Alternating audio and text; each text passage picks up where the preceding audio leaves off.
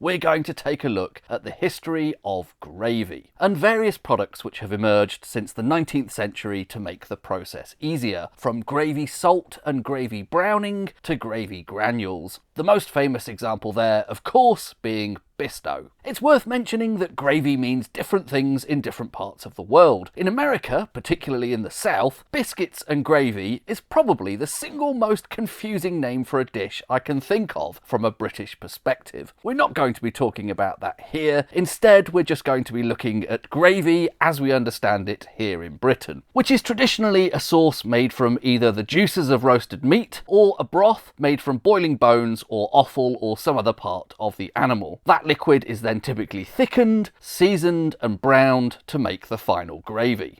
It's most commonly served as part of the traditional Sunday roast, for example with roast beef, Yorkshire puddings, roast potatoes and some token overcooked vegetables. Alternatively, gravy is something you might have with classic British dishes like sausages and mash, toad in the hole, pie and mash, unless you're a Cockney, in which case you'd have liquor instead, or even on chips if you're from the north of England. If there are any American viewers who haven't already clicked away in disgust because I said I'm not going to be talking about biscuits and gravy, then there's some translations on screen from that bizarre dialect of English we speak here in England. One of the earliest written references to gravy comes in the 14th century English recipe book, The Form of Curry. No, that's not curry in the Indian food sense. It's derived from the Old French word for cooking. On this page we have two recipes, one for conning in gravy, that's rabbits in gravy, and then a similar recipe for chickens in gravy. There's a talk of good broth there, and almonds blanched and brayed. I believe brayed means ground, so that's possibly what's being used to thicken the gravy. It also suggests flavouring with sugar and powdered ginger. If we wind forward to the 18th century and returning to the 1767 book, The Modern Art of Cookery, which we came across when we were looking into Worcestershire sauce, there are several recipes for gravy given. Interestingly, that starts with one without meat. That uses beer rather than stock or broth, but critically it describes the concept of a roux, a mixture of butter and flour for thickening and flavouring the gravy. We shouldn't gloss over the roux, it's a bit of a culinary magic trick. If you just tip flour into a hot liquid, you'll get a horrible lumpy mess. But blend it with butter first, and the fat coats the granules of starch in the flour so they don't stick together. It'll then distribute smoothly throughout the sauce, thickening as it goes. And thickening is important. If your sauce is watery, it won't cling to whatever you're trying to add flavour to. It'll just wash over it and sit in a pointless puddle on the plate. Nobody wants that.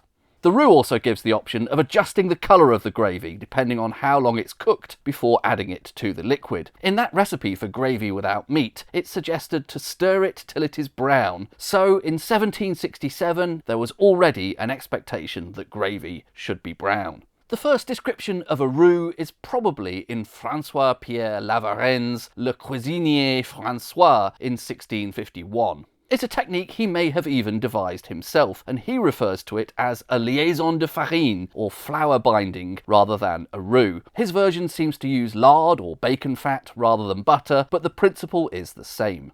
Returning to The Modern Art of Cookery in 1767, that recipe for gravy without meat is followed with gravy for turkey or any roast fowls, the base for which is actually beef, curiously. Again, there's flour and butter present here, and although not exactly composed as a roux, that would still presumably have worked to thicken the gravy. Finally, from that cookbook, an alternative gravy for fowl upon a necessity, which actually uses bits of the bird rather than starting with beef. The neck, liver and gizzard. Sounds lovely. Once again, it's thickened with butter and flour.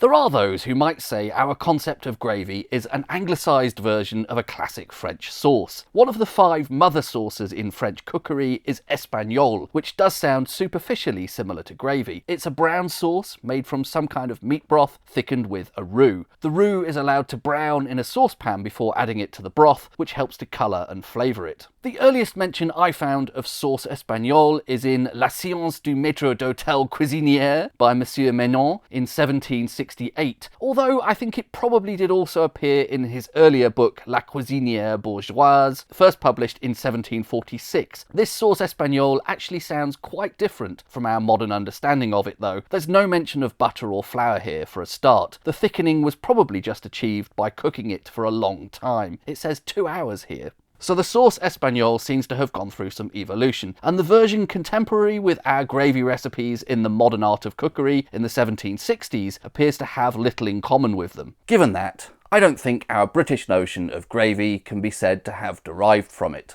But I think some credit probably has to be given to our neighbours across the channel for the invention of the roux. It's telling that we don't have an English name for it. Although I think I actually prefer La Varenne's original term, liaison de farine. On the face of it, the most basic gravy seems like a fairly simple recipe, just 3 or 4 ingredients. Some kind of meaty liquid, broth, stock or juices, then flour and butter to form a roux to thicken and possibly colour it. However, in the 19th century, products started to emerge which claimed to improve or possibly just simplify this process. I think the first of these was gravy salt. This was a fairly uncomplicated formulation, typically just a blend of salt and caramelised sugar, so it seasoned the gravy and also helped to colour it. It's a product which started to emerge in the mid-19th century, and the earliest adverts I found for it were from the 1860s. The first of those being for Berridge's brown gravy salt in 1861, sold by A. Berridge, a chemist in Leicester. It was advertised as beautifully colouring and enriching gravies. Other brands followed, and by the 1920s we have these adverts for Compton's gravy salt. Rather charmingly at that time, if you collected 25 football cards from tins or packets of Compton's gravy salt, you could send away for a free fountain pen.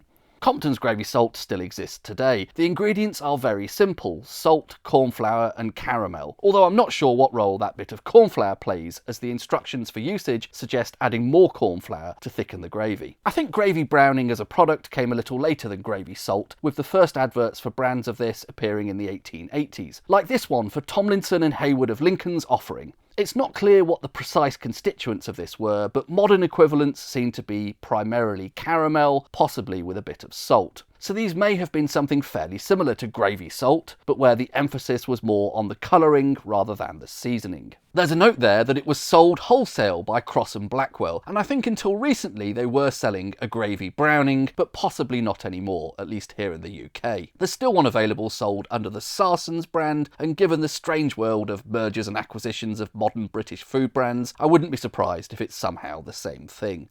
Bisto was launched in 1908, and within its first few years was advertising in the newspapers, which made clear what the innovation here was, compared with its predecessors, gravy salt and gravy browning. As can be seen in this 1911 advert, which I think is quite a beautiful bit of design. No flour to mix, no browning or salt to be added, Bisto only is needed. It was then, from the outset, designed as a product which filled multiple roles in the making of gravy. Indeed, that's actually where the name for it comes from. Bisto is roughly an acronym of browns, seasons and thickens in one, albeit that the letters were rearranged slightly to make a more pronounceable word. Had that not been the case, we'd be calling it Basatio. In this early incarnation, Bisto was still a product intended to add to the juices, or perhaps broth or stock, from roast meat, rather than an instant gravy, which you just added hot water to, albeit the picture in this advert appears to show an Edwardian lady pouring water from a kettle into a bowl. The famous Bisto Kids first appear around 1925, a creation of illustrator Will Owen. I think in the original poster they were a couple of street urchins walking past an open doorway through which the scent of a freshly baked pie made using Bisto was wafting. That was accompanied by the simple but effective slogan, "Arr, Bisto," although I'm not sure that's meant to be read aloud in a pirate voice. I believe it was around 1978 that Bisto Rich Gravy Granules were introduced. A fully instant product which, as it says in the blurb here, only needs to be mixed with boiling water. You don't need meat juices. Although it seems that same product had been sold under a different name, Cerebos Gravy Maker, prior to that. I think that had been introduced earlier in the 1970s, around 1974. The ingredients of the modern version of Bisto Gravy Granules are as follows. Some combination of the potato starch, maltodextrin and wheat flour do the thickening part, in tandem with the palm fat, which presumably takes the place of the traditional butter you'd use in a roux. There's caramel for colouring, then salt, sugar, and various other flavourings and flavour enhancers. There are actually no meat products in standard Bisto. It's suitable for vegetarians, possibly even vegans. I suspect the ingredients have changed a bit since these gravy granules were introduced in the 1970s. I don't think they would have used palm fat back then, would they? It seems to be in everything now. It's worth noting that something closer to the original Bisto of 1908 is still sold as the original gravy powder. The ingredients to that are a lot simpler than those for the gravy granules. Potato starch and wheat starch to thicken, caramel for colouring, and salt, onion powder and yeast powder to flavour. The instructions on this packet suggest adding it to the meat juices and cooking in a saucepan, rather than simply adding boiling water to make instant gravy. In conclusion then, what have we learned about gravy? Firstly, I think I am convinced it is something genuinely British, and not a knockoff of one of those classic French sauces. Although a tip of the chef's hat perhaps has to be given to our neighbours across the channel for the idea of a roux for thickening. Secondly, I wonder if we've lost our way a bit when it comes to gravy. Products like gravy salt and gravy browning started as handy ways of cutting corners when making gravy, and even Bisto's original gravy powder of 1908 felt to me like a good compromise between convenience and tradition. But by the time we got to the full-blown gravy granules of the 1970s, they had effectively replaced the whole process. Just add hot water. I'll be the first to admit I have a tub of Bisto gravy granules in my kitchen, but the Sunday roast in particular is a meal steeped in tradition. And I think in the process of researching this video, I've come round to thinking that I'd like to get a bit more back to basics when it comes to the gravy. Although I probably won't be using the neck, liver and gizzard of a bird to do so. I hope that's been interesting. I'm off to have a toad in the hole now. Thanks for watching.